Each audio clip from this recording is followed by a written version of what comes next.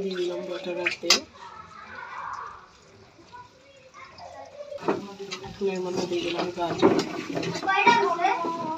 অবশ্যই গাজরটাকে একটু আগে দিতে হবে। গাজর একটু শক্ত করে দিই।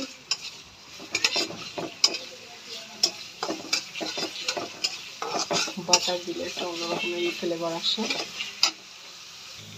গাজরটা মোটামুটি ভাজা হয়ে গেলে এখন এর মধ্যে দিয়ে দিচ্ছি আমি কিছুটা মটরশুঁটি। মটরশুঁটিগুলো একটু হয়ে আসলে এখন আমি এর মধ্যে দিয়ে দিচ্ছি। এখন আমি এর মধ্যে দিয়ে দিলাম কিছুটা ক্যাপসিকাম। ক্যাপসিকামগুলোকে একটু ভেজে নেব।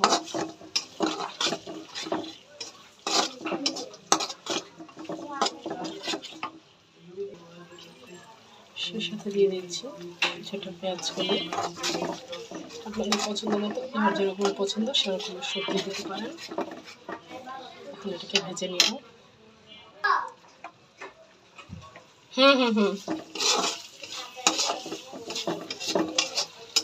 এখন এটার মধ্যে এগুলোকে নিয়ে এক পাশে নিয়ে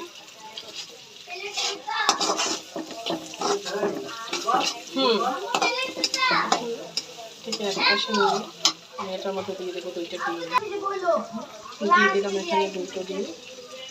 ডিম দুটোকে এমনি দিলে হয় কি, ডিম দুটো একদম নরম থাকবে, একদমই টাইট হবে না।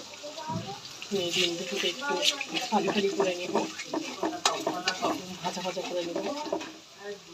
যেরকম একটা আপনারা নুডলসে দেন এরকমই।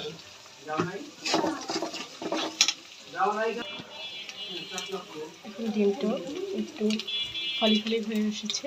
এখন এর মধ্যে আমি দিয়ে দিচ্ছি আগে থেকে হাফ সেদ্ধ করে রাখা সেই পোলাওয়ের চাল।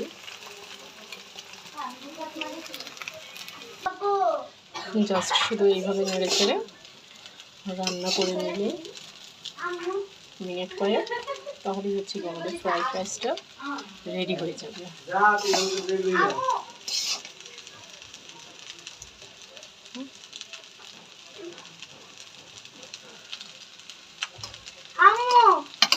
একটু রান্না করে নেব।